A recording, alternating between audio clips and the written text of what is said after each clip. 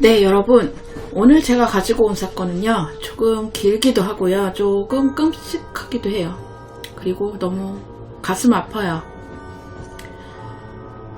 지금 제가 가지고 온 사건은요, 10대 두 사람이 저지른 끔찍한 살인사건이에요.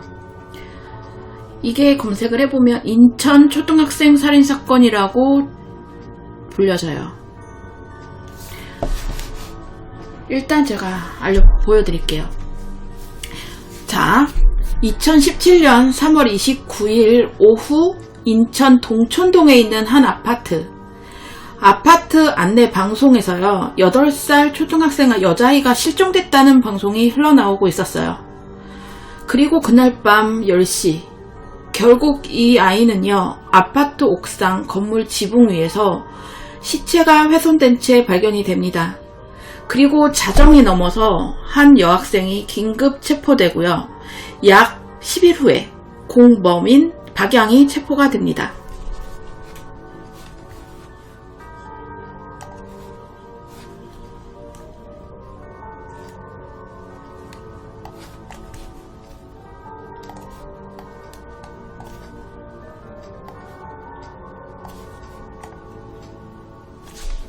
이들은요, 바로 2017년 10대 학생들에 의해 발생했던 인천 초등학생 살인사건의 범인들이었습니다.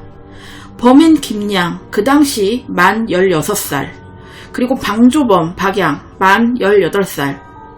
사건 발생일로부터 2달 전 트위터를 통해 만난 사이였습니다.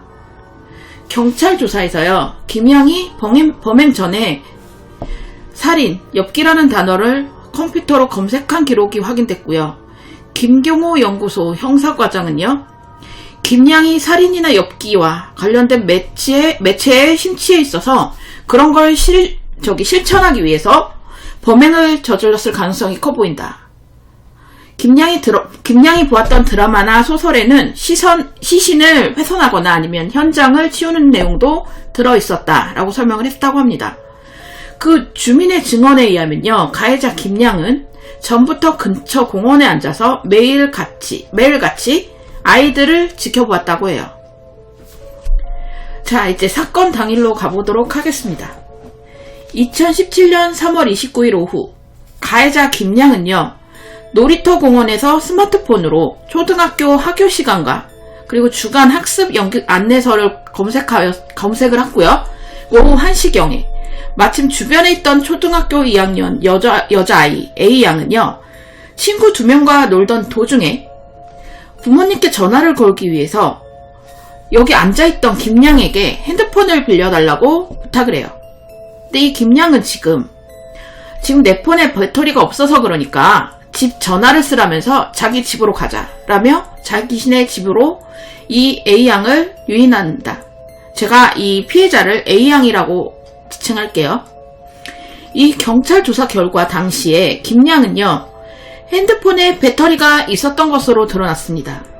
배터리가 없다는 주장으로 집으로 유인하기 위한 새빨간 거짓말이었어요. 덧붙여 이때 A양의 친구 2명은 종교인들에게 이끌려서 잠시 다른 곳에 갔다가 다시 공원으로 왔다고 해요.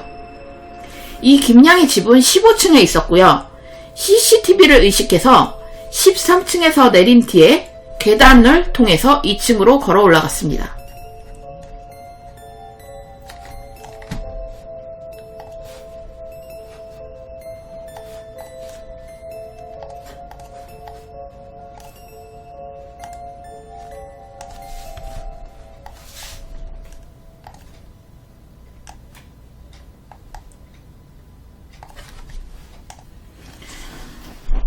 이어 오후 3시경 자신의 방에서 A양이 고양이와 놀고 있던 사이에요.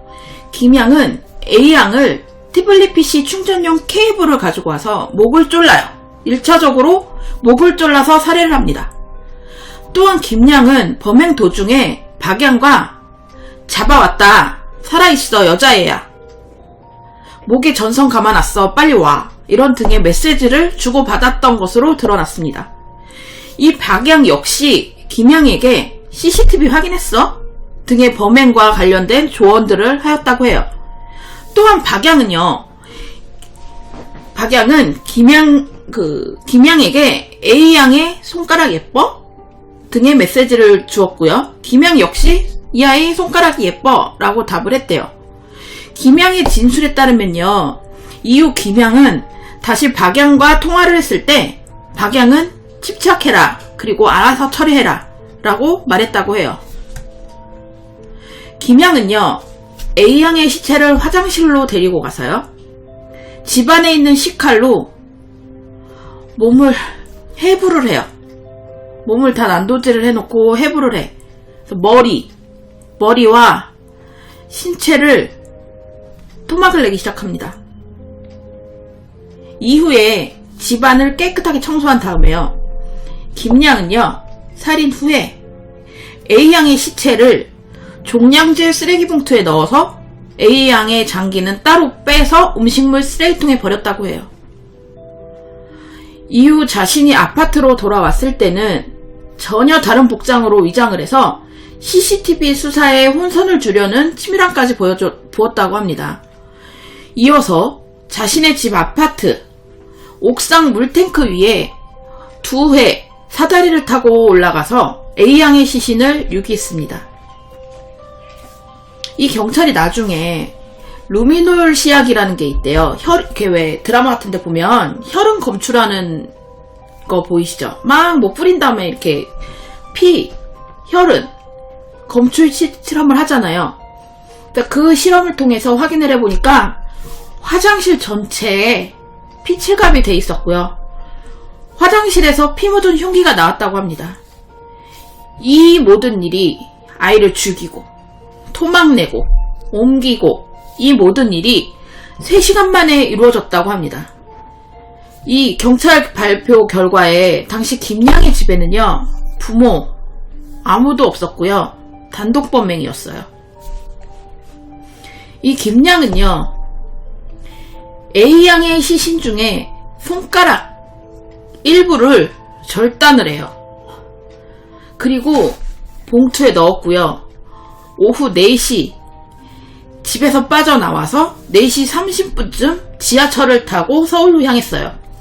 그리고 5시 44분쯤 박양과 만나서 시신이 들어있는 봉투를 박양에게 건네주었습니다. 이 박양은 8시 30분에 헤어질 때까지 이제 3시간가량 사체를 들고 식사를 하거나 아니면 돌아다니거나 아니면 태연한 행동을 한 것으로 전해졌습니다. 이 박양은요.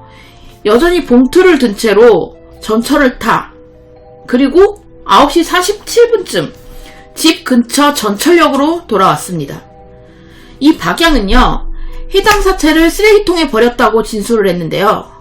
끝내 박양은 그 A양의 시신을 찾지 못했어요.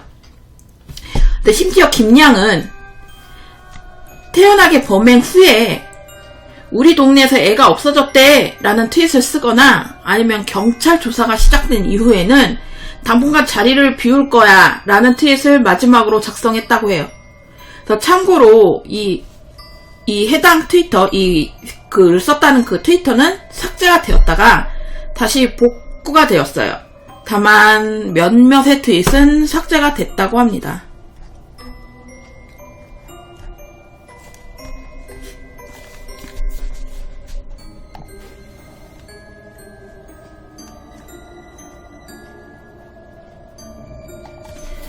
한편 피해자가 돌아오지 않자 이제 애가 돌아오지 않자 그 가족들은요 당연히 아이를 찾아 나섰겠죠. 그래서 놀이터에 가방이 방치되어 있는 것을 발견을 했어요. 아이의 가방이 발견됐고요. 아파트에서 이제 안내 방송을 할 때까지만 해도 얘가 어디 친구 집에 가 있나 잠이라도 자고 있나 라는 등의 생각으로 그냥 좀 걱정을 했을 뿐 큰일이 났다고 생각은 하지 않았었다고 해요. 하지만 참혹한 결말이 기다리고 있을 거다라는 상상조차를 못했고요.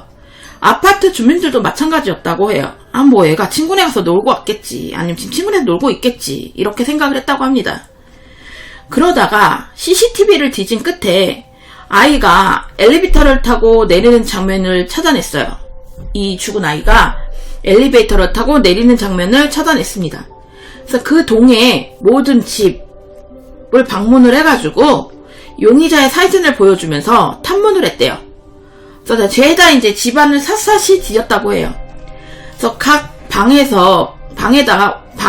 옷장, 화장실, 세탁기, 이런 들어갈 수 있는 그런 쪽 있죠. 그런 데까지 다 싹 조사를 했다고 합니다. 그리고 이런 상황은 마을 주민들의 단톡방에서 생중계되었습니다. 다음날 아침 참담한 진실이 밝혀지자 충격을 받은 주민들 중에서요, 이 세월호 참사를 거론하는 사람도 있었다고 해요. 사건의 진행 상황이 이게 수많은 사람들에게 이게 실시간으로 목격되었다는 점에서 비슷한 의견이었다고 합니다. 밤 10시가 넘은 시각에 결국 피해자의 시신이 발견이 되었습니다. 피해자 부모 중에는요, 아버지가 먼저 시신을 확인을 했어요. 아이의 시신을. 어머니는 나중에 재판에 증인으로 출석해서 당시 애아빠가 울면서 돌아오는 걸 보고, 우리 아이는 다시 볼 수 없구나 라고 깨달았다고 증언한 바가 있습니다. 한편 이 경찰은요, 그때 김양의 집에서 이제 수상한 점을 찾아냈고요. 그 박양을 만나러 갔다가 경찰이 찾고 있다는 연락을 어머니에게서 받은 뒤에 기가한 김양은요, 그날 자정이 넘은 시각 체포가 되었습니다. 본인은 자수라고 주장하지만요, 피해자 유족들은 장례를 치르는데 상당히 애를 먹었다고 해요. 왜냐, 장의사가 아이 얼굴은 괜찮다고 하길래 잠자는 얼굴을 떠올렸대요. 그러니까 아이 시체가, 아이가 얼굴은 괜찮아요 라고 하길래 이렇게 고은이 이렇게 누워서 잠잔 듯이 죽어있는 시신이겠구나 라고 생각을 하셨대요.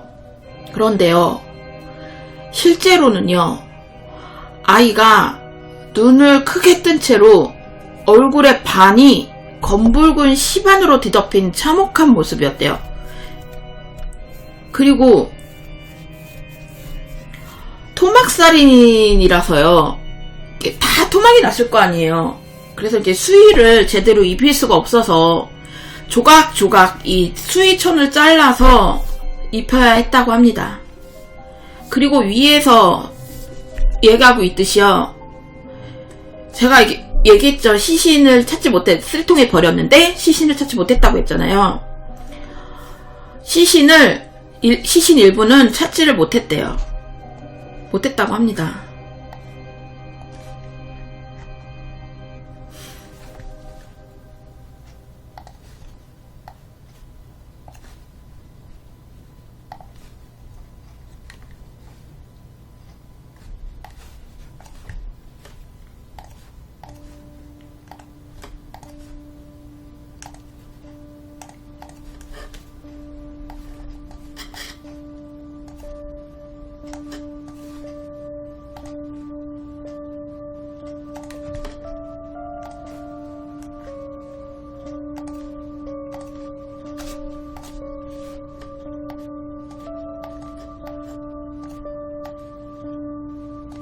자, 지금 보이는 사진, 이곳은 A양의 시신이 발견됐던 곳인데요.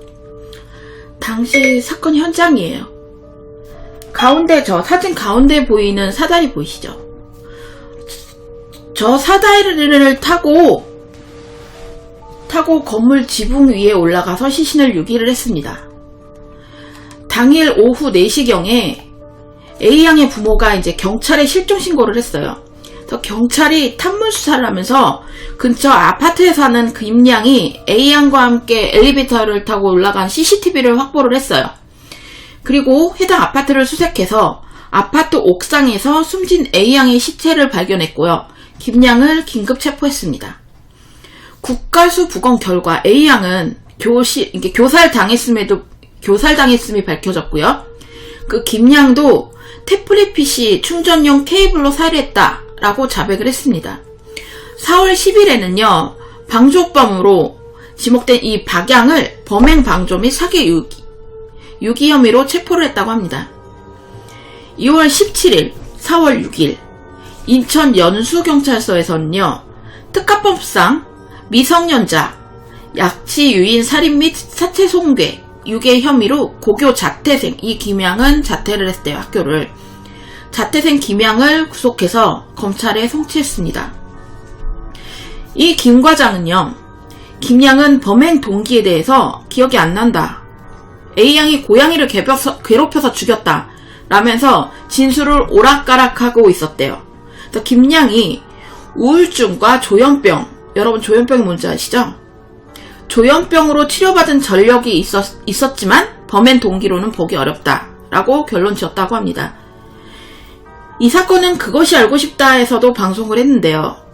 그것이 알고 싶다 방송 내용에서도요, 관련 전문가들이 CCTV를 의식해서 13층에서 내리고 다시 내려올 때는 위장을 하거나 아니면 현장을 깔끔하게 정리하는 등의 모습을 모든 걸 철저하게 계획을 해서 이 계획해놓은 계획범죄가 아니면 불가능하다. 조현병에 의한 충동적인 산이라고 보기엔 어렵다라는 의견이었습니다. 한편 이 김양은요, 또 자신이 다중인격이다. 또 다른 인격이 살인을 저질렀다라는 주장까지 하고 있었다고 합니다. 자신이 다중인격이라는 주장은 이때껏 있었던 많은 연쇄살인마, 엽기살인마들에게서 관찰된 바 있는데요. 진짜 그런 경우도 있었대요. 근데 보통 정신병자로 분류돼서 실형을 회피하기 위한 술책이었다고 합니다. 2017년 4월 11일 방조범인 박양에게도 구속영장이 신청되었어요. 박양은 훼손된 시신 일부를 건네받아서 유기한 혐의를 받고 있었고요. 경찰은 그 김양이 범행 후 행적을 추가로 수사하는 과정에서 이 박양의 혐의를 확인했다고 해요. 이 박양은 혐의를 부인하고 있었지만요, 경찰은 김양과 이게 통화 내역 그리고 CCTV 분석을 통해서 혐의가 인정된다라고 판단을 했습니다. 또한 이 경찰은 박양이 범행 현장에 없었지만요, 지시나 방조 등 범행 가담 여부를 수사하고 있었습니다. 박양은요, 2017년 5월 8일 살인 방조 및 사체 유기 혐의로 기소가 되었고요. 김양은요, 특정 범죄 가중처벌 등에 관한 법률 위반 혐의로 19일 기소되었습니다. 이 주범의 기소가 더 늦어진 건요, 감정 유치를 실시해서 이 정신적 감정 결과가 나온 후에 기소를 했기 때문이라고 합니다. 자, 여러분, 이제 이 범인들의 재판 과정을 알아볼 건데요. 인천지방법원은요, 형사합의 15부에 사건을 배당했어요. 이 김양과 박양의 공소사실은 상당 부분이 일치를 하지만요, 이 제1심 재판부는 사건을 병합하지 않아서 따로 재판이 진행됐습니다. 이 재판부는 먼저 기소된 박양에 대해서 2017년 5월 26일과 6월 12일 공판 준비 절차를 진행했고요. 나중에 기소된 이 김양에 대해서는요, 6월 1일 그리고 15일에 공판 준비 절차를 진행했습니다. 이 김양은 2017년 6월 15일 진행된 제2차 공판 준비 기일에서요, 살인 혐의를 모두 인정하면서도요, 계획적인 범행이 아닙니다. 우발적인 범행입니다. 라고 주장을 했대요. 이 변호인단은요, 순간적 충돌에 의한 살인사건이다. 라고 강조하면서 정신병 기록, 툭하면 우리나라 살인만 했다 하면은 정신이 어떻네, 뭐가 어떻네 하잖아요. 이 정신병 기록 등을 근거로요, 김양은 아스퍼거 증후군을 앓고 있다. 라고 주장을 했습니다. 그러면서 김양이 환청을 듣고 나갔다가 피해자가 고양이를 괴롭힌다고 착각을 해서 우발적으로 살해했다 라고 주장을 했어요. 2017년 6월 23일 이 방조범 맨 처음에 기소됐던 이 박양의 첫 공판기일이 진행이 됐습니다. 이날 증인으로 출석한 김양은요, 여태까지 진술을 완전히 번복했어요. 방조범 박양의 지시에 의해 행동했다. 나는 박양이 시켜서 한 일이다. 라고 진술했습니다.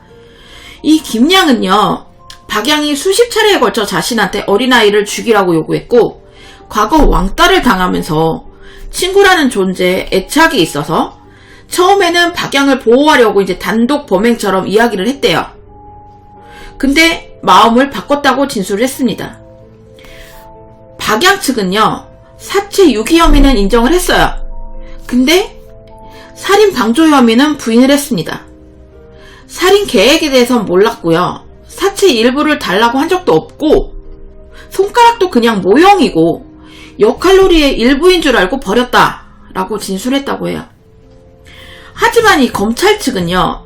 박양 측의 주장을 반박하기 위해서 김양의 휴대폰에 남아있던 문자 내용을 증거로 제출했습니다. 원문이 밝혀지지는 않았으나 이제 여러 언론에서 이제 보도한 내용을 이렇게 종합해 이렇게 하나하나 다 이렇게 해서 종합을 해보면 대략적인 내용을 가지고 와봤는데요. 언론마다 내용이 약간씩 달라요. 그러니까 자세한 부분은 다를 수가 있어요. 제가 읽어드릴게요. 박양, 미안한 이야기지만 내가 얽힐 일은 없나요?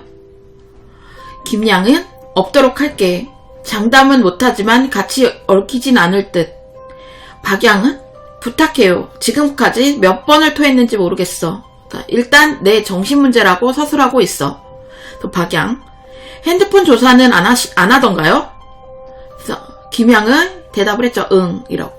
김양, 정과 안 남는다고 장담할게. 이게 정과가 남지 않는다고 장담해줄게. 그래서 박양은 나 당신 많이 좋아해요. 믿어줄래요? 박양, 나중에 끝나고 연락해요. 못 본다니 아쉬울 것 같아요. 이런 식으로 통화를 했대요. 재판부는 이 문자 내용을 증거로 채택했고요. 검찰은 방조범 박양에 대해서 살인교사죄 적용 방안을 검토하기로 했습니다.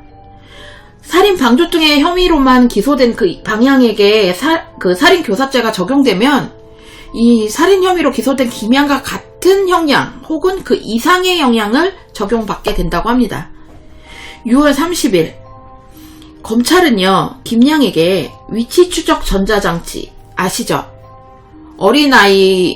어린아이를 죽이거나 살해를 했던 범인 발에 장착하게 하는 전자발찌를 부착해달라고 법원에 청구를 했어요. 근데 검찰 관계자는 이제 보통 만 19세 미만 소년범에게는 전자발찌를 부착하지 않는다. 하지만 재범 위험성과 사안의 중대성 등을 고려해서 결정했다라고 말을 했다고 해요. 이제 보호관찰소 측은요, 재범의 위험성이 상당하다는 조사 결과를 검찰에 전달을 했다고 합니다. 7월 4일 김양의 첫 공판 기일이 진행되었어요. 박양은 먼저 했고 이제 7월 4일 날 김양의 첫 공판 기일이 진행이 되었는데요. 여기서 김양은요, 유괴 사실은 인정을 했어요. 근데 끝까지 계획되지 않은 범행이다. 심신미약 상태에서 이루어진 범행이다 라고 주장을 했고요. 자신은 자수를 했다라는 점을 참작해달라라고 주장을 했대요. 반면 이 검찰 측은요, 정신분석 기록을 증거물로 제출하면서 정신장애 가능성이 굉장히 낮고 사이코패스일 가능성이 높다라고 주장을 했다고 합니다. 이날 김양 측 변호인은요, 심신미약 인정 안 될 것 같고 최소형 20년 받을 것 같습니다. 변호인이 솔직히 할 게 없다. 솔직히 사용해야 할 것 같다 라고 했다가 김양과 이 재판부의 제시를 받았다고 해요. 이 발언에 대해서는 여러 가지 분석이 있지만요, 정말로 이 변호사가 변호에 어려움을 겪고 있었던 것으로 보입니다. 이 7월 6일 박양의 2차 공판이 열렸습니다. 이날 박양의 변호인은요, 12월까지 재판을 끝내달라고 요구를 했대요. 근데 현재 그 만 18세인 박양은요, 법적 미성년자였어요. 그래서 미성년자였기 때문에 이 소년법의 보호를 받지만요, 12월에 생일이 지나면 이제 더 이상 소년법이 적용되지 않기 때문에 소년법이 적용되지 않기 때문에 박양의 옆 변호인은 12월까지 재판을 끝내게 해달라라고 요구를 했다고 합니다. 한편 이 지난 재판에 김양이 박양이 살인을 지시했다고 주장을 하니까요, 이 박양은 대화 기록을 전부 저장을 해놨다고 하면서 거짓말하지 말라고 맞받아쳤었는데요. 이날 박양이 김양을 압박하기 위한 거짓말이었다고 밝히면서 결국 재판은 소득 없이 끝났다고 해요. 정말 허세였는지 아니면 전략성 공개하지 않기로 결정했는지 불분명했습니다. 김양의 2차 공판이 열렸습니다. 이날 증인으로 피해자 A양의 어머니와 이 방조범 박양 등 4명이 나왔습니다. A양의 어머니는 딸이 죽었다는 걸 알게 됐을 때 그 심정을 토로하면서 다시는 이런 일이 없도록 엄벌에 처해달라고 울면서 호소하셨어요. 이 김양이 이걸 듣고 흐느꼈다는 이야기도 있었지만요, 여론은 싸늘했습니다. 한편 김양은 이날 박양과 연인관계였다라고 주장을 했어요. 이 김양과 박양은 서로 사귀는 사이다 라고 주장을 했습니다. 김양은 박양에게 기스키스를 당했고요. 결국 범행 10일 전쯤 계약연애로 발전이 돼서 주도권을 가진 박양이 자신에게 살인을 하도록 부추겼다고 주장을 했어요. 박양은요, 이 주장을 부정을 했어요. 기스키스의 경우 김양이 먼저 한 거라고 주장을 했고요. 계약연애를 한 것도 맞긴 하지만요, 장난일 뿐 진짜 연인은 아니라고 주장을 했습니다. 재판이 진행되면서 박양이 살인에 깊이 관여되어 있을 가능성이 점점 높아지고 있었어요. 그렇지만요, 7월 17일에 열린 박양의 3차 공판은요, 아무 진전 없이 끝났습니다. 이는 현재 박양이 살인교사가 아니라 살인 방조 혐의로 재판을 받고 있고요. 이를 변경할 수 있는 물질적 증거가 없는 거예요. 그러니까 이 둘의 내용이 복구가 될 때까지, 복구가 되기 전까지는요, 박양을 살인교사 혐의로 재판을 할 수 없다는 소리인 거죠. 이 트위터 본사에서는요, 8월까지 결과가 나올 거라고 답했기 때문에 결국 이 검찰은 고소장 변경을 위해서 재판을 8월 초로 미뤘다고 합니다. 검찰은 이제 박양의 제목을 살인 방조 대신 살인죄로 바꾸는 공소장 변경 허락 신청을 하였습니다. 이제 이게 이 살인 방조죄가 아니라 진짜 살인을 했다는 살인죄로 바꾸는 고소장 변경 허가 신청을 했다고 합니다. 사실상 김양의 범죄를 함께 공모하면서요, 구체적인 지시를 내렸기 때문에 엄벌을 내릴 필요가 있었다라고 표현하고 있습니다. 8월 10일, 자, 제가 사진 하나 보여드릴게요.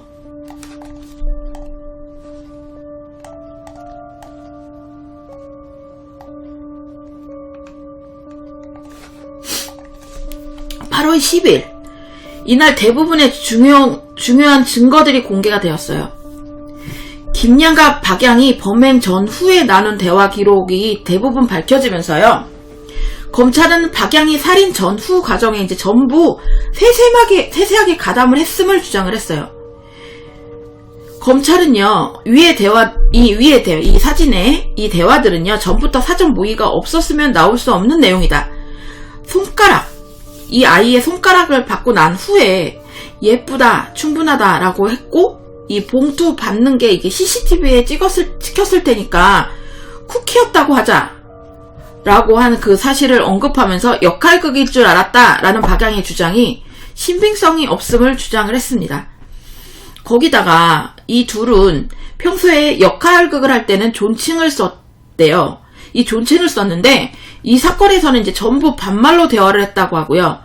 이제 이 다른 자켓 커뮤니케이션, 다른 그 사이트 친구 역시 증인으로 나와서 이제 전화로는 역할극을 하지 않는다라고 증언을 했다고 합니다. 8월 29일 같은 날에 이어 진행된 둘의 결심 공판에서 이 경찰은 김양에게 20년, 박양에게는 무기징역을 구형했어요. 하지만 실제 선고 시에는요, 이보다 낮아질 가능성이 높은데요. 이 김양이 일단 만 18세 미만이고 계속해서 심신미약을 주장하고 있기 때문에 이것이 인정될 경우에 형이 감경이 될 수가 있대요. 근데 일반적으로 아스퍼거의 경우, 아까 아스퍼거 증후군이라고 했잖아요.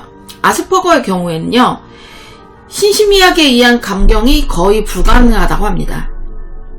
이제 박양의 경우에는요, 일단 이 만 18세라서 이제 검찰이 무기징역을 구형하는 것이 가능했습니다.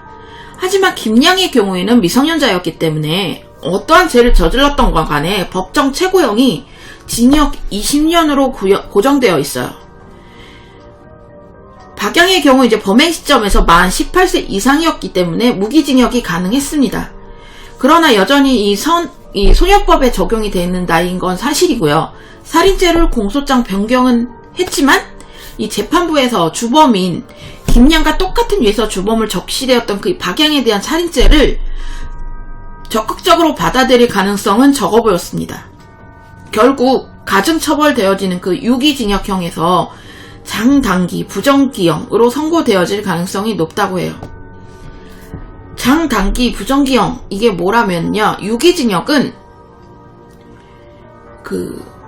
왜 이런 경우 있죠. 단기로 7년, 만약에 단기 7년, 장기 15년 이렇게 나오면 짧게는 7년, 길게는 15년을 살다 나올 수 있다. 그러니까 만약에 20년이 선고가 됐어. 근데 단기 7년, 단기 7년, 장기 10년 이러면 7년을 살고 나면 가석방이 될 수 있다는 얘기예요.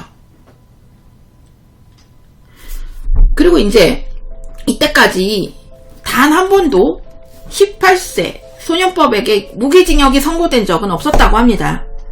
만 19세 가정 파괴범에게 사형이 선고된 적은 있었는데요. 만 18세 소년법 대상인 소년범죄자에게 무기징역을 실제로 선고한 적은 없었고요. 구체적인 지시 정황이 담긴 트위터 데이터 메시지, 아까 그 데이터, 현재로서는 그 데이터마저 복구가 되지 않은 상태였고요. 김양이 계속적으로 지속적으로 이렇게 진술을 변경을 했어요. 그렇기 때문에 재판부에서 이제 몇몇 사람들의 증언, 그리고 오락가락하는 김양의 증언을 적극적으로 수용하기는 어려워 보인다 라고 말을 했습니다. 이 검찰은요, 현재 지속적으로 방조범인 박양이 이 계획적으로 지시를 했다. 이 모든 계획이 박양의 것으로 생각이 돼서 이제 법조계에서 예상했던 그 징역 15년에서 20년 구형을 훨씬 뛰어넘는 구형을 했대요. 그러나 결정적인 증거인 트위터 DM은 아직 미 법무부에서 받지 못했고요.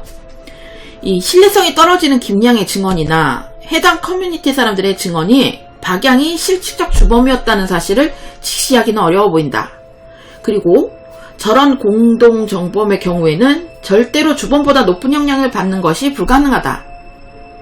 그래서 물론 이 검찰층에서는요, 방조범인 박양이 실질적 주범이었다라는 의견 아래서 이 주범보다 더 높은 형량을 부과를 했어요. 그러나 이것이 인정되지 않는다면 소년법에 따른 부정기형이 선고될 것이다 라고 반론을 하기도 했습니다. 그리고 이 박양은요, 1998년 12월생으로요, 항소심 이후로부터는 만 19세가 될 가능성이 높다. 잠시만요.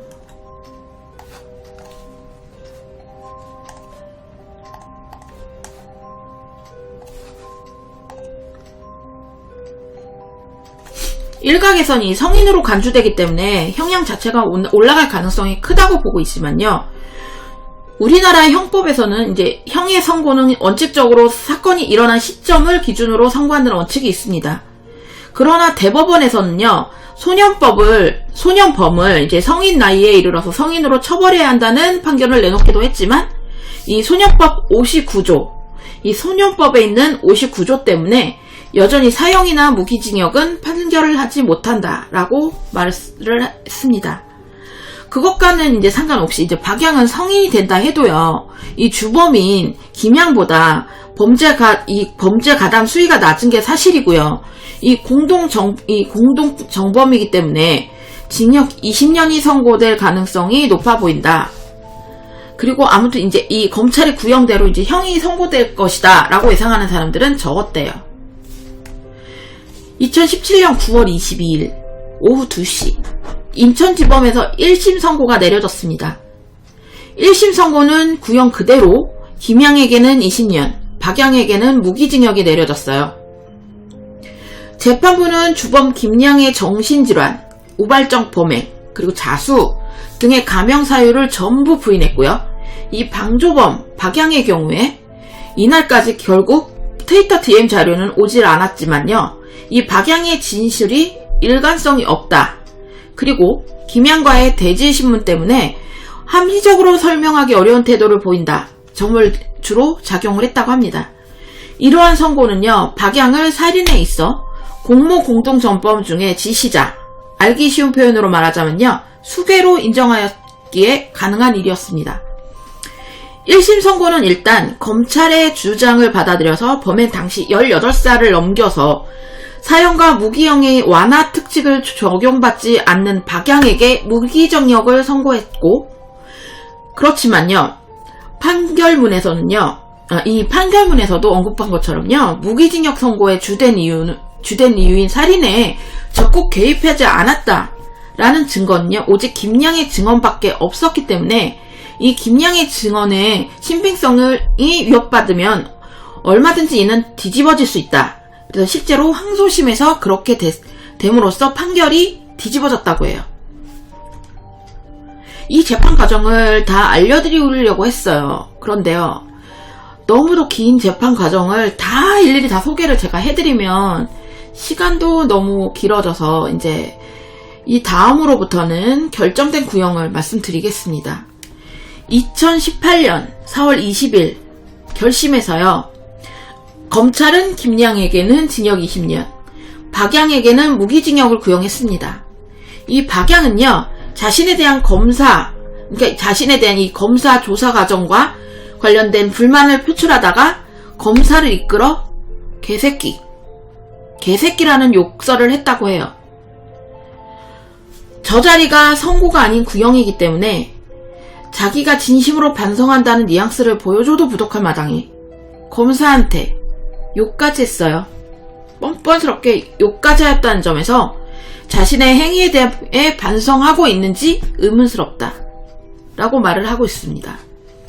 이 주범은 살인죄를 인정해서 1심과 같은 징역 20년, 방조범으로 기소된 피고인은 살인 방조범이 아닌 살인 방조죄를 인정해서 무기징역에서 징역 13년으로 감형되었습니다. 재판부는 김양이 자폐성 장애인 아스퍼거 증후군을 앓았었고 범행 당시 심신미약 상태였다라는 주장을 받아들이지 않았습니다.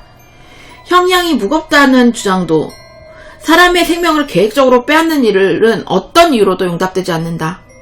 1심 형량은 결코 무겁다고 볼 수 없다 라면서 인정하지 않았습니다.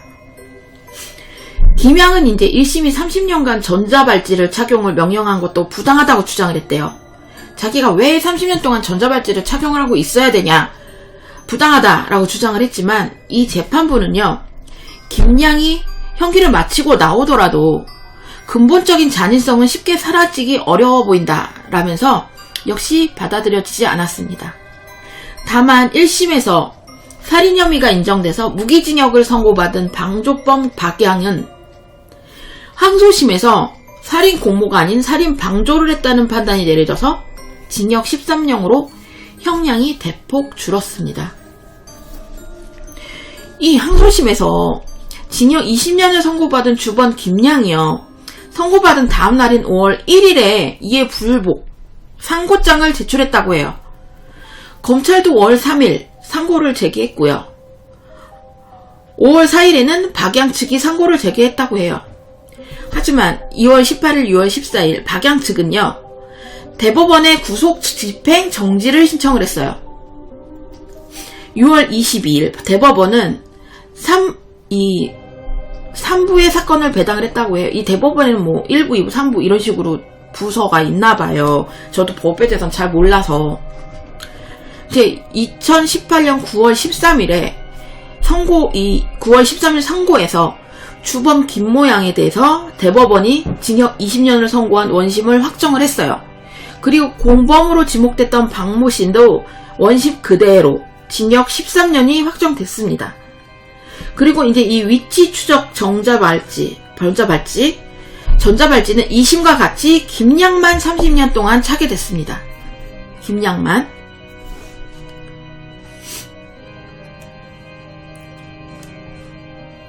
이 사건에 이제 일반인들에게 익숙해지지 않은 자켓 커뮤니티라는 게 관련이 되어 있다는 사실이 밝혀지면서 인터넷상에서 논란이 되었고요. 트위터 등지에서 그것이 알고 싶다의 방영 반대 운동을 벌이기도 했다고 합니다.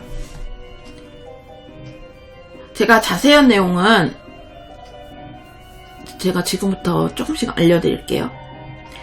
그것이 알고 싶다 방영 이후 사건이 관심을 막 모으면서 이 네티즌들이 이제 김양과 방향이 신상 정보를 털기 시작했어요.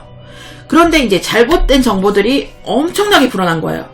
이로 인해서 이제 엄청 엉뚱한 사람들이 고통을 받고 있습니다.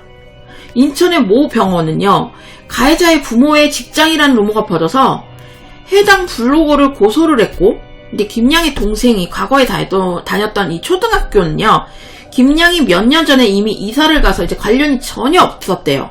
전혀 없었는데 루머가 터지면서 엄청난 항의 전화를 받았다고도 합니다. 또한 이 대한민국은 연좌제를 헌법상 금지하고 있었기 때문에 이 범죄자의 가족이라 할지라도 그 신상을 인터넷에 공개하는 것은 범죄 행위가 될 수가 있다고 합니다. 한편 이 사건으로 인해서 이제 조현병 환자에 대한 공포감 그리고 혐오감이 높아지면서요, 이 인권 활동가들의 이 10년간의 노력 끝에 간신히 이제 헌법 불합치 판정을 받아냈던 그 정신병원 강제 입원 제도를 폐지하기는커녕 더 강화하라라는 네티즌의 주장도 높아지고 있대요. 그리고 정신질환자들의 인권 보호에 큰 우려가 되고 있다고 합니다. 사실 이 제도의 폐지 주장에는요, 강제 입원 제도를 이용해서 이제 정상인을 가두는 폐단을 막기 위한 목적이 더 강한데 말입니다. 이후에 이 조현병 환자가 아니라는 것이 밝혀져서 논란은 사그러졌다고 해요. 이 김양의 아버지가 이 사건을 두고 내 딸이 그럴 리 없다, 친구를 잘못 만나서 그렇다 라고 한 사실이 알려지면서 이 부모 역시 거센 비판을 받고 있다고 합니다. 비디오스타라는 프로그램이 있었습니다. 이 비디오스타라는 프로그램 8월 22일 방송에서 표창원 아시죠 여러분? 표창원. 이 표창원은 이 사건을 언급하면서 절대 정신질환으로 인한 범죄가 아니다 라는 근거를 3가지를 들었대요. 우선 우발적이 아닌 계획적인 범행이다. 그리고 피해자가 받은 고통 역시 인지하고 있었고 자신이 처벌받을 것이라는 사실을 알고 있어서 형량을 줄이는 시도를 했기 때문이라고 밝혔습니다. 이제 하필이면 이 납치 사건 주범의 재판 기사가 역시 그 페미니스트이자 워마두 호주 국자 아동 성범죄 사건의 범인 이아름의, 그러니까 워마두 호주 국자, 이제 호주 사람의 아동 성범죄 사건이 있었대요. 그 사건의 범인 이아름의 기사와 비슷한 시기에 이게 떠버리는 바람에 둘이 한 군데 싸잡아서 욕을 먹고 있다고 합니다. 자 여러분, 제가 항상 가져오는 게 있죠. 이제 가해자에 대해서 한번 이야기를 해볼까 합니다. 이 가해자 김양에 대해서 제가 조금 조사를 해왔습니다.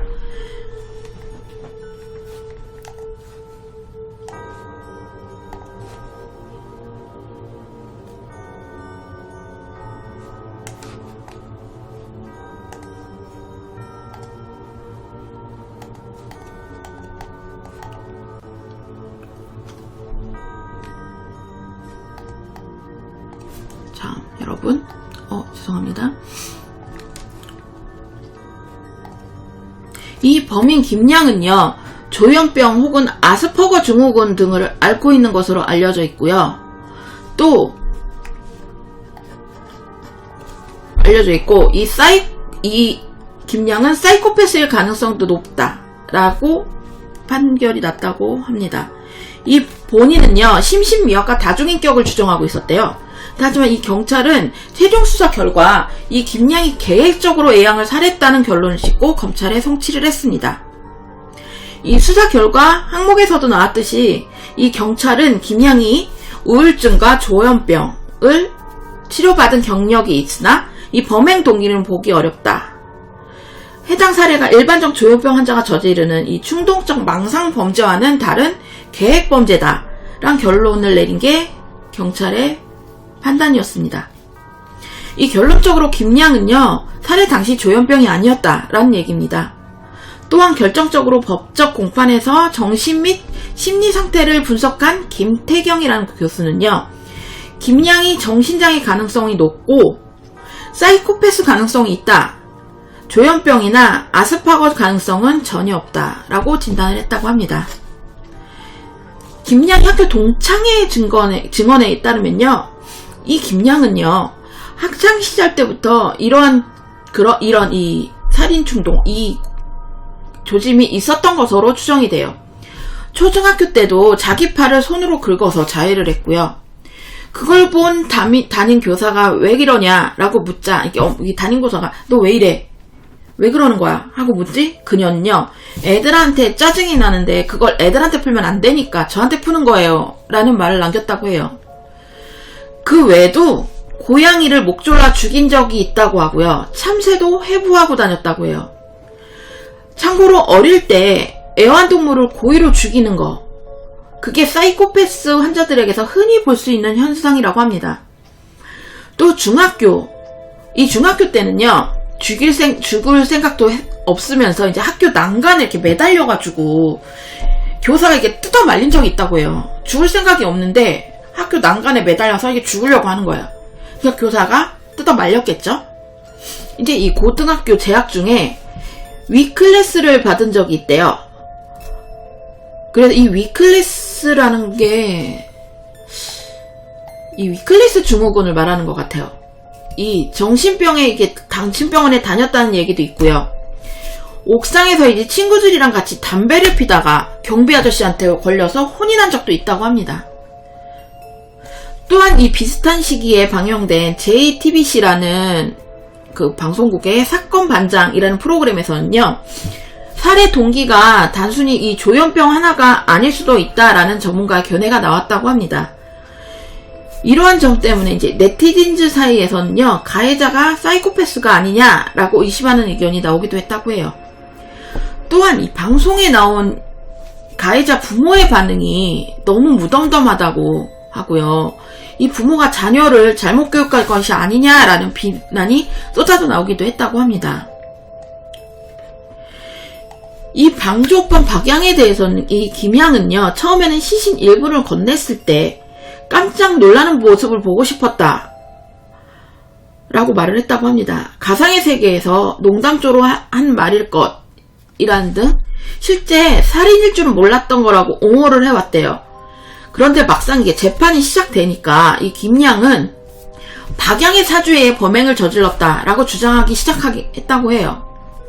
그래서 이 김양은요, 박양의 첫 공판에서 증인으로 나와서 자신이 해리성 정체감 장애가 있다고 주장을 하고요. 자기 안에 있는 이제 이 다른 인격체, 제이라는 인격체를 방조범 박양이 끄집어내서 살인을 하도록 시켰다라고 주장을 했대요. 근데 이 김양은요, 이 박양 변호인의 반대 신문에서요, 경찰 조사에서는 박양이 몰랐을 것이라고 하는 등의 발언을 하지 않았느냐라고 묻자마자 이 김양은 그때 한 진술은 거짓말이었어요. 박양을 보호하기 위해서 그랬다라고 했다고 해요. 이 김양은요, 박양을 보호하기 위해서 진실을 최대한 거부를 하고 있었대요. 그런데 이 김양이 자신에게 다 그 죄를 뒤집어 쓰려고 하는 그런 게 보이니까 생각을 바꿔버린 거예요.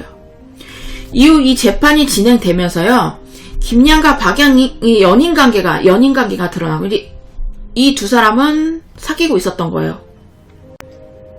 박양이 살인을 지시를 하고 은폐를 도와주거나 한 사실이 밝혀지면서요, 정황상 원래부터 이 사이코패스적인 성향을 가지고 있던 이 김양을 박양이 꼬드겨서 살인을 하도록 유도한 것으로 보인다고 합니다.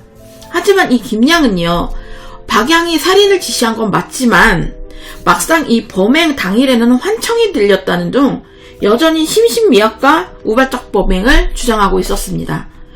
또한 이 재판마다 보여주는 이 태연 자약한 태도는요, 매번 방청객들의 분노와 야유를 사고 있다고 해요.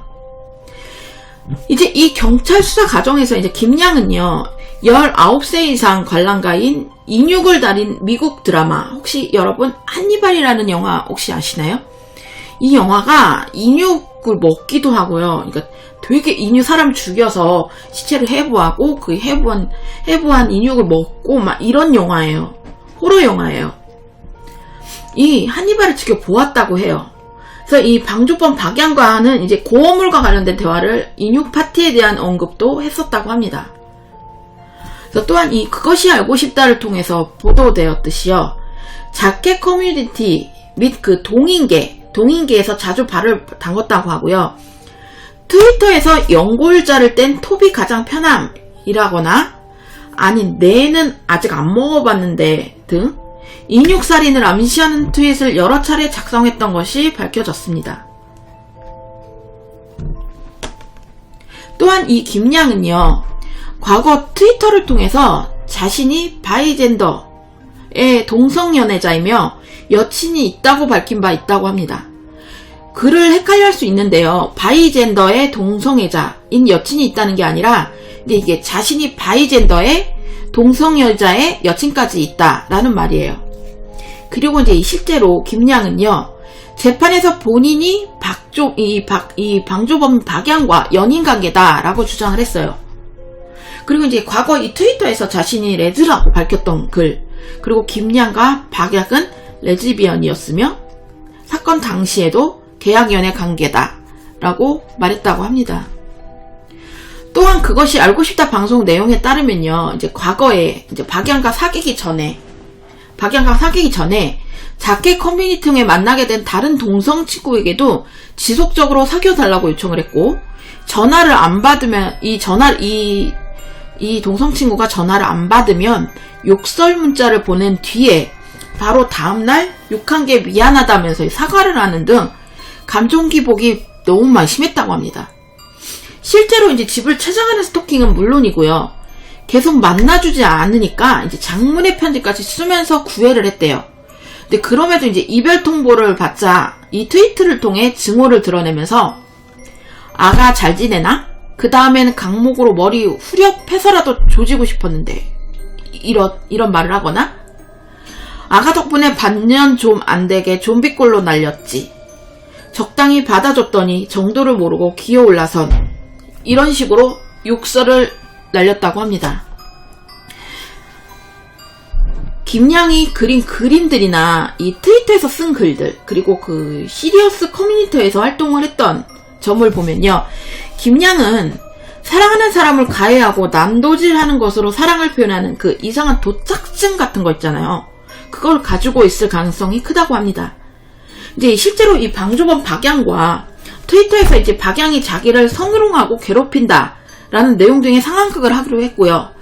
상술했듯이 이제 과거 자기가 좋아해서 스토킹했던 그 여자가 자신을 차버리자 강목으로 후려쳐서라도 자기 걸로 만들고 싶다 라는 트윗을 작성했던 걸 보면요, 아마도 사디즘 성향을 가진 것으로 보여요. 사디즘 성향, 일명 SM플레이라고 보이면 돼. SM플레이라고 혹시 아시나요?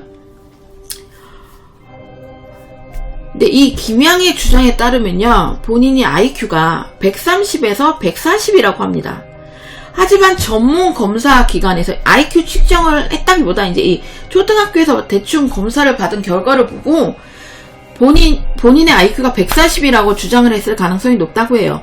당연히 이 초등학교에서 받은 검사가, 이 초등학교 때 받은 검사는요, IQ가 훨씬 풀려져서 나온대요, 실제 IQ보다. 게다가 이제 SD15를 기준으로 한 검사인지 아니면 SD24를 기준으로 한 검사인지도 불분명하다고 합니다. 제가 이걸 찾아봤어요. SD15는 뭐고 SD24는 뭐야? 찾아봤었는데 이게 말이 너무 어렵더라고요. 네, 그러나 이제 이 초등학생 때 그리고 중학교 재학 시절 성격도 좋고 이제 성적이 굉장히 괜찮은 편이었대요. 그래서 이제 부모님의 직업이 이제 전문직인 것을 보았을 때요. 일단 IQ가 140까지는 아니지만 그래도 지능 자체는 평균 이상일 것이다 라고 추정이 된다고 합니다. 제가 이 김양이 했던 이 트위터 글을 몇 개를 가지고 왔어요.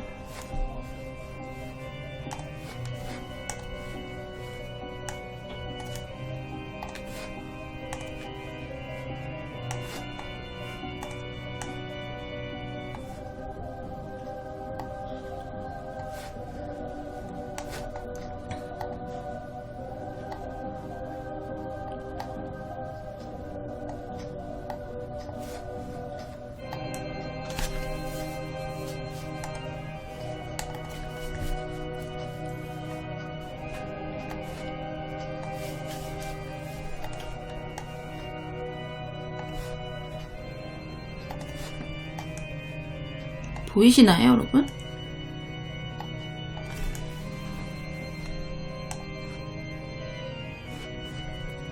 너무 작죠? 아이고.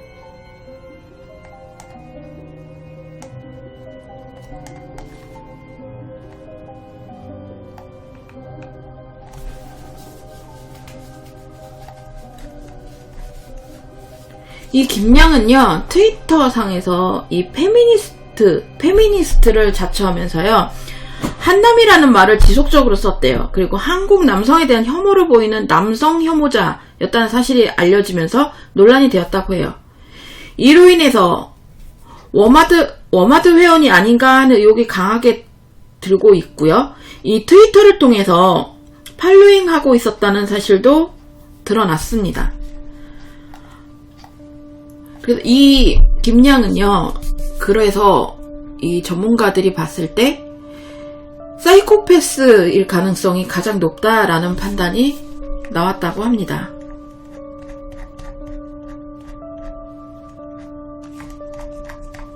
자, 여러분, 이제 공범인 박양에 대해서 알아가지고 왔는데요.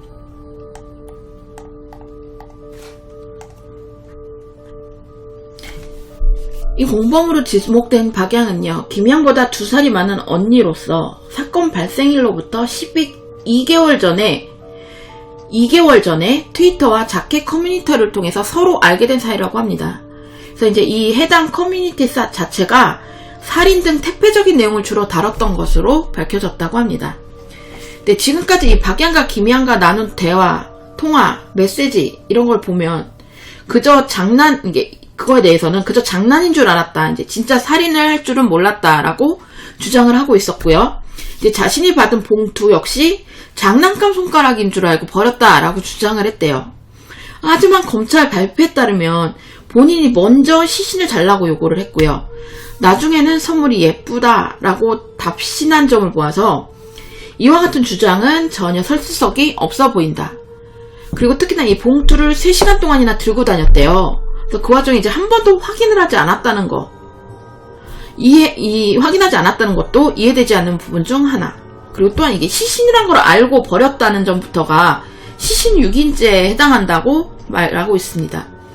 이 박양과 김양이 나눈 대화 내용이 대부분 밝혀지면서 박양이 이제 사건에 긴히 관련되어 있었다라는 것이 확정이 되었습니다. 덧붙여 이 박양의 집안은요, 재산과 인맥이 대단한 유력가로 추측이 된대요.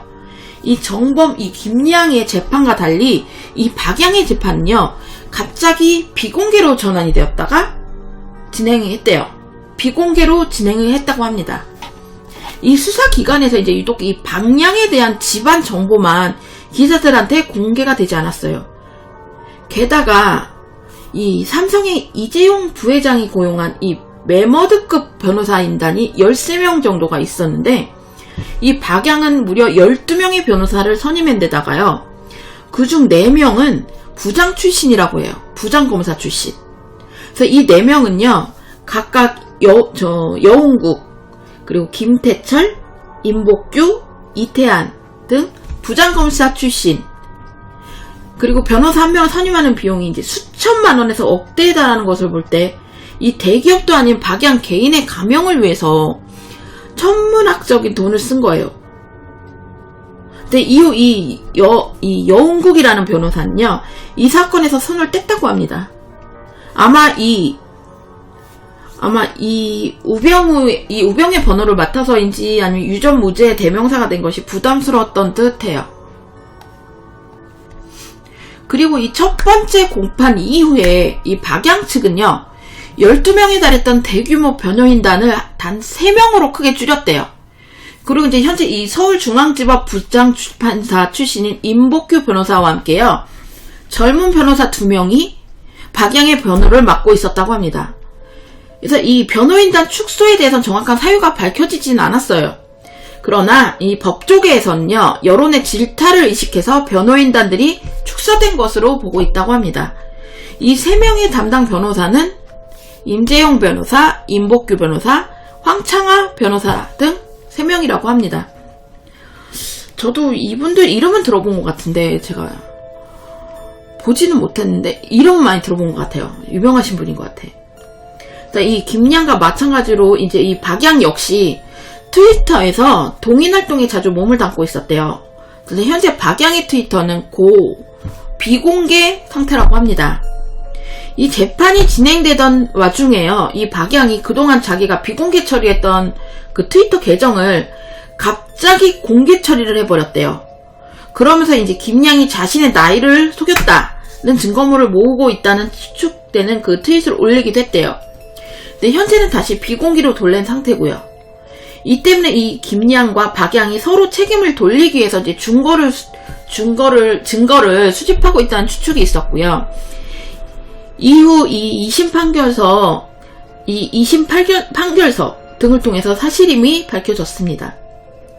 이 2심 판결은요, 피고인 간의 공동공모정범이라는 법이 성립을 부정함에 있어서 이 김양이 박양에게 나이를 30살이라고 속여서 이제 박양이 김양에게 지시를 내리거나 할 관계가 아니었다는 박양 측의 주장을 인정했습니다. 이 박양에게서의 이 공판의 핵심은요, 살인에 있어서 이 김양과의 공모공동죄 법이 인정되느냐의 여부였어요. 1심에서는 공모공동정범에 관한 이 학설 중에서요, 이게 좀 어려운 말인데, 이제 공동의사 주체설에 입각을 해서 이제 공모공동정범을 인정한 반면에 이 항소심에서, 여러분 이건 너무 어려운 말들이 많으니까 일단 중요한 타이틀만 얘기해 드릴게요.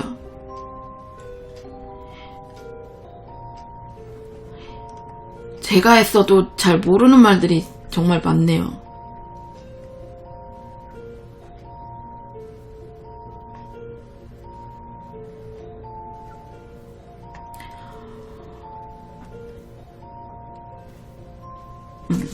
한때 이 엽기적이고 충격적인 살인사건의 이 피의자인 10대 소녀 김양, 이 김양을 사형해야 한다라는 취지로 서명운동도 있었고요. 하지만 이 페이지는 삭제가 됐다고 합니다. 일단 이 주장은요, 현행법상 만 19세 미만 청소년에게 사형이나 무기징역을 금지한 소년법에 위배된다. 게다가 이 대부분의 현대 문명 국가에서는 이 미성년자 청소년에게 사형이나 가석방 없는 종신형을 선고하는 국가는 없다. 한국법만이 아니라 이제 국제인권법에서도 18살 미만 이 미성년자에게 사형이나 종신형을 선고함을 금지한다. 그리고 몇몇 이슬람교 국가에서도요, 이 미성년자에게 사형을 집행할, 이 이슬람교 국가에서만, 다른 나라가 아닌 이 이슬람교 국가에서만 18살 미만 청소년들에게 사형을 집행할 뿐이었대요. 그래서 이제 이 미국 또한 2005년 이전에 18세 미만 청소년들을 사형을 선고했었대요. 예를 들어서요, 이제 이란에서요, 남성의 경우는 만 15살, 여성의 경우에는 9살 이상인 경우 사형을 시킬 수가 있대요. 우리나라도 이랬으면 좋겠어. 솔직히 우리나라도 이랬으면 좋겠어요. 이란처럼. 그런데 아주 보수적인 이슬람 국가이자 이게 툭하면 참수시켜버리는 나라 있잖아요. 사우디아라비아 같은 그런 나라에서도요, 미성년자에게는 유기징역 최대 상한선에서 선고되는 편이라고 합니다. 정신병 때문에 이제 피해자를 처벌할 수 없다면 연좌제로 부모를 처벌하라 라는 요구도 있었대요. 근데 명백히 이 대한민국 헌법상 질서에 어긋나는 주장이라고 합니다. 연좌제는요, 대한민국 헌법 제13조 3항 자기 책임의 원리에 의해 금지된다 라는 법이 있대요. 그리고 심지어 이 대한민국 국법 최고형을 선고받는 여족죄조차도요, 연좌제를 적용할 수가 없대요. 그래서 이제 이 일부에서는요, 범인의 신상을 공개해야 한다라고 요구도 있었고요. 범행 수법이 너무 잔인하다. 그리고 중대한 피해가 발생하였다. 그리고 공공에 대한 이익이 있다. 이 세 가지에 다 만족을 시켜야 신상을 공개하도록 되어 있었기 때문에 네 번째로 만족시키지 못한 이 사건의 경우 이제 범인의 신상이 공개되지 않았어요. 그래서 이제 올라오는 사진들 보면 신상 공개도 안 됐고 살인자들 얼굴도 다 모자이크 처리가 돼 있더라고요. 제가 얼굴을 막 진짜 열심히 찾았거든요. 근데 얼굴은커녕 아무것도 안 나와요. 이런 식으로 숙이고 있구나. 이런 식으로 이렇게 다 가리고 있고, 이런 식으로 다 가리고 있고, 이런 식으로 다 모자이크 처리가 돼 있는 거예요. 다 안 보여주고, 이런 식으로.